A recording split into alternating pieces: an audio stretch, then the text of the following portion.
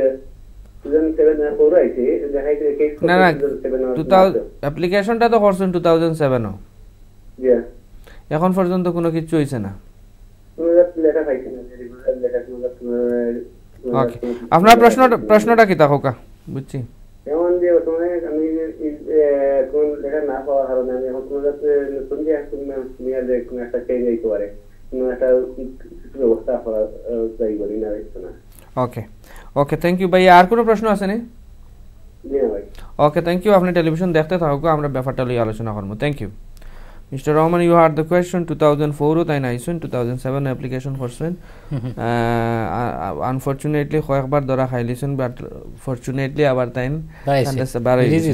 Release হয়ে গেছে তাহলে যে সাইনও দিছে তান উচিত আছে সাইনটা কন্টিনিউ করা সিগনেচারে তাইন খানে স্টপ করলা এটা ঠিক হইছে না যেহেতু তার অ্যাপ্লিকেশন পেন্ডিং আছে আমার মনে হয় তানে বারবার ছাড়ছে কারণ অ্যাপ্লিকেশন পেন্ডিং তো রিমুভ করতেও পারতো না এটা কনসিডার ফুল ডিসিশন না নিলে এমন যেটা হয়েছে আমরা যদি জানি যে 150টা বক্স ফাইল আছে বক্সের ভিতরে তাহলে কোনোদিন ঢুকে দেখতো না তারা সুতরাং তাই হয়তো বছর পর বছর থাকতে পারলাম না সাইনও কন্টিনিউ গেলে ইলিগেল হইল না অ্যাটলিস্ট কিন্তু এখানে সাইনও গেছেন না মানে তাই হি ইজ ইন ব্রিচ নাও আমি মনে করি তাই সলিসিটারের পরামর্শ করতা সাইনটা আবার রিজিউম করা উচিত তার অ্যাপ্লিকেশন পেন্ডিং আছে 2007 থেকে 5 ইয়ার্স থেকে পেন্ডিং এটা তো ইবি কষ্ট তান ফেব্রুয়ারি আইব যতদিন যাইব লেট হইব তাই যত বেশি দিন যাইব তত তানোর লাভ তাইন কেস লো ইবি কষ্ট ইউজ করতে পারবা যে তুমি ফেল করছো because of your failure I establish my private life in the UK so তাই বেনিফিট নিতে পারবা তার সাইনও যাওয়া উচিত আমি ওটা পরামর্শ দিব এবং তার অ্যাপ্লিকেশন যেহেতু পেন্ডিং আছে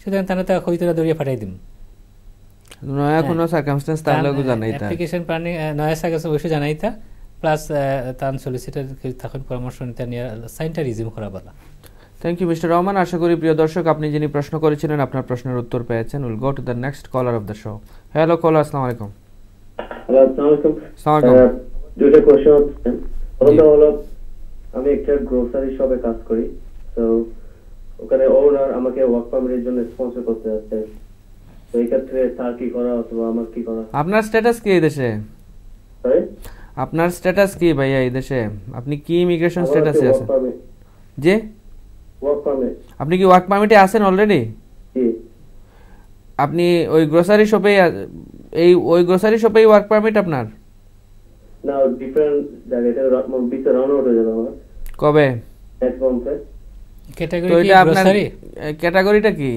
ব্যবসা ক্যাটাগরিটা কি কোন ক্যাটাগরিতে আপনি ওয়ার্ক পারমিটে আছেন টেম্পোরারি ওয়ার্ক পারমিট বুঝলাম না আপনার পজিশনটা কি আপনার পোস্টটা কি ওইখানে এটা কি ব্যবসাটা কি রেস্টুরেন্ট নাকি জি রেস্টুরেন্ট তো আপনার ইয়ে কি আপনি কি শেফ না তান্দুরি শেফ তান্দুরি শেফ তো তান্দুরি শেফ হিসাবে আছেন আপনার এই কাজটাকে ট্রান্সফার করবেন নতুন গ্রোসারি শপে কি পজিশনে আপনাকে দেবে সেলস তো আপনি পারবেন কিনা এটাই তো আপনার প্রশ্ন তাই না ওকে আর কোনো প্রশ্ন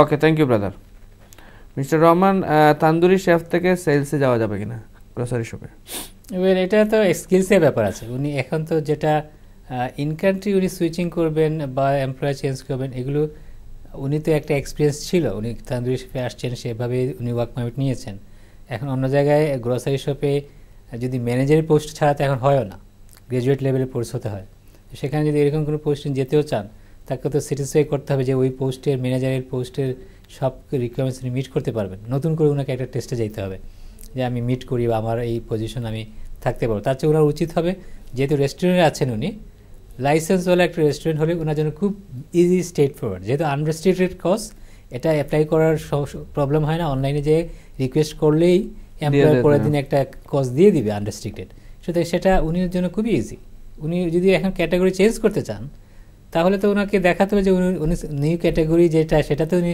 রিকোয়েস্টটা মিট করবেন এটা নতুন টেস্ট ওনার জন্য আসবে সুতরাং আমি বলবো যে ওনার উচিত হবে না গ্রোসারিতে কোনো স্টেপ নেওয়া উনি সেকেন্ড শেফ তান্দুরি শেফ আছেন সেই পজিশনেই অনেক রেস্টুরেন্টের লাইসেন্স আছে তাদের সাথে যোগাযোগ করলে তারা একটা আনরেস্ট্রিক্টেড কজ দিতে পারে যে কোনো কাজ দিতে পারে ওনাকে সেটাই ওনার করা উচিত আমি পরামর্শ দিব ওকে ওনার এই ট্রেড আর ইন এনি ইভেন্ট গ্রোসারি শপে তো সেলস ম্যানেজারের পজিশনও ক্রিয়েট করা মুশকিল ম্যানেজার সেখানে যদি দেখা যায় ওনার একটা ম্যানেজারের পোস্ট আছে ক্রিয়েট, সেটা উনি রিকোয়ারমেন্টস মিট করতে পারেন, তাহলে ওয়ার্ক পারমিট ক্রাইটেরিয়া মিট করবে ম্যানেজারের পোস্ট হলে।